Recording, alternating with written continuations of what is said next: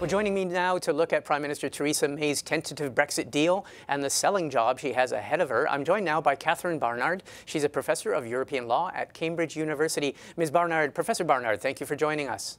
It's a pleasure. Thank you for having me. Well, we've heard that Theresa May is saying that she has cabinet support for this tentative agreement. For those who have not been watching this long and torturous process of trying to get Brexit through, can you start by telling us what in this tentative agreement is being touted as a breakthrough? Why is it that Theresa May is taking this now before her caucus colleagues?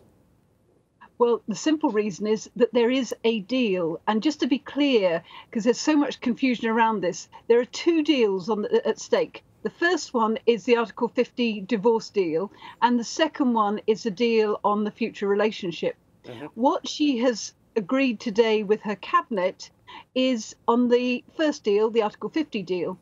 And so that in itself is an achievement, because things were looking so fraught last week in the relations between the UK and the EU. You might recall that the Brexit secretary went back to Brussels on Sunday to say what the officials had negotiated was just not acceptable.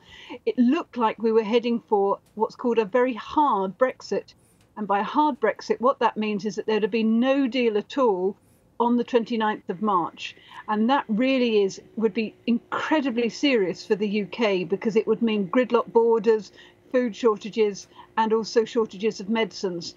People are really worried about that. So the great achievement today is that Theresa May has got cabinet sign-off on the deal that has been negotiated with the EU, the Article 50 deal. Okay, now if we look at that deal, one of the things that's been described as a breakthrough is a special customs arrangement. It's been called, what, the Irish backstop. To the novice across this side of the pond, what is that? Well, the hope is that it never even gets used, because what's going on at the moment is we're negotiating the divorce. Okay. And then once the divorce has gone through, after the divorce, they'll start negotiating on the future deal. And what they're meant to do is that they're meant to fit together like pieces of a jigsaw. You go from the divorce with the transition arrangement, and then that neatly segues into the future relationship. Problem, as you in Canada know very well, that to negotiate a deal between Canada and the EU, that took, what, best part of 10 years? And the concern is that negotiating a deal between the EU and the UK will take a number of years.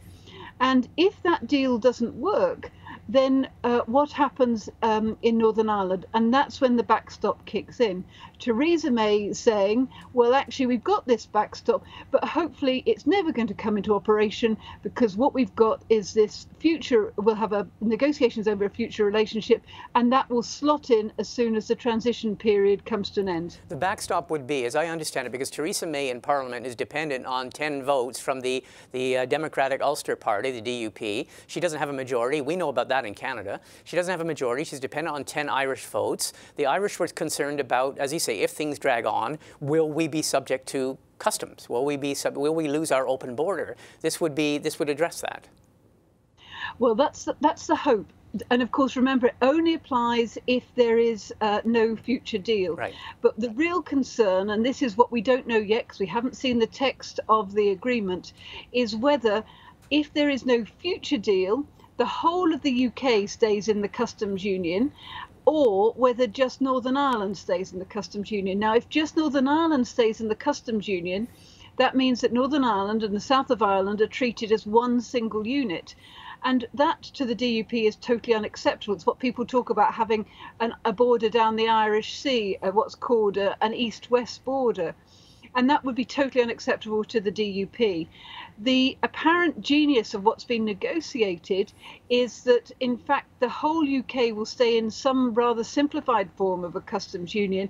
Northern Ireland will also stay in that customs union, but it will have closer alignment with EU rules on free movement of goods, so on technical standards as well.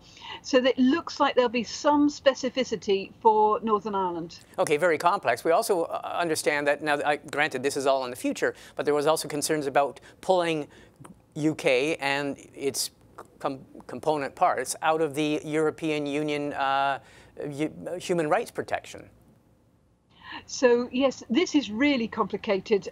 There are two types of human rights protections in Europe as a whole. There's the European Convention on Human Rights, which the UK is not leaving at the moment.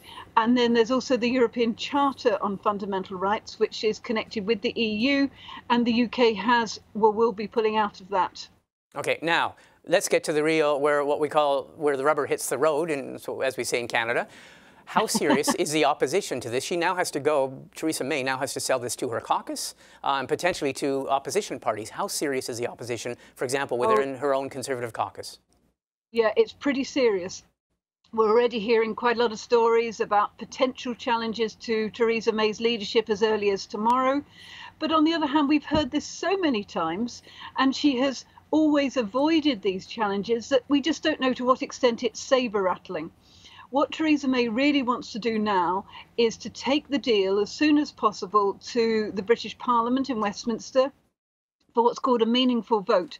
And she wants that done before Christmas. Why? Because at Christmas, her MPs will go back to their constituencies, and over the mince pies and possibly a nice turkey dinner, they'll start to hear people saying, actually, we don't like this deal. It's ceded too much sovereignty to the EU, and therefore we want you to vote against it. That's why they want what's called the meaningful vote before Christmas.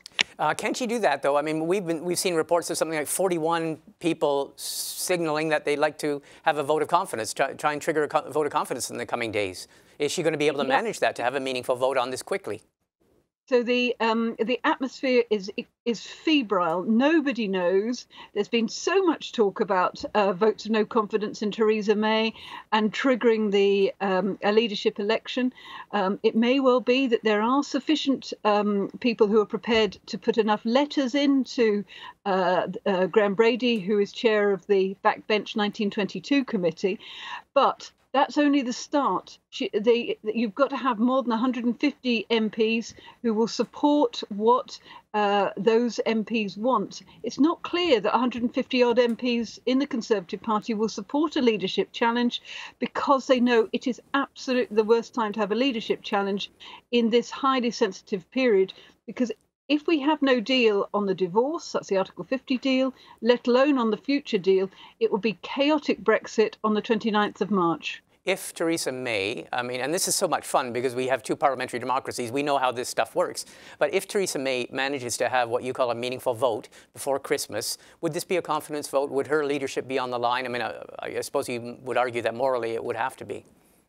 I think that's what most people think. If she loses a meaningful vote, she's going to be in a very difficult position, because she is so closely identified with the deal, which will be the subject of the meaningful vote. So I think it risks becoming a de facto vote of confidence on her. Of course, some of the key Brexiteers say, no, no, no, this is entirely separate. A vote of confidence is different to the meaningful vote on the Brexit deal. But if that happens, then who knows? This is absolutely virgin territory. We've never gone down this route before. Most likely there will be a general election, but again, we can ill afford the time of having a general election because the clock keeps ticking down. This is the infamous Article 50 clock. And the Article 50 clock says, if you've got no deal by the 29th of March 2019, you're out. And that's chaotic Brexit. Wow, incredible. I mean, I guess the last question, if you, I know you're a professor of law and you're not necessarily a betting woman, but if you had to bet on whether Theresa May will even manage to A, have the vote, and B, get a majority even of her own party to vote for it, predictions? I'm 70-30. I think there is a pretty good chance she will get this deal through Parliament, as long as there's no vote of no confidence tomorrow. And why is that? Because she's been very cleverly pitching this to say it's my deal or no deal. My deal is the Article 50 deal that was negotiated and concluded today, which the Cabinet have signed off on. No deal is this chaotic Brexit I was describing on the 29th of March. Wow, and we always thought that British politics was staid and boring. I want to thank you very much. We will no doubt check in with you as time goes on. Thanks for speaking with us. We look forward to enjoying Canadian politics now. We'll watch each other's politics. Thank you very much. Thank you.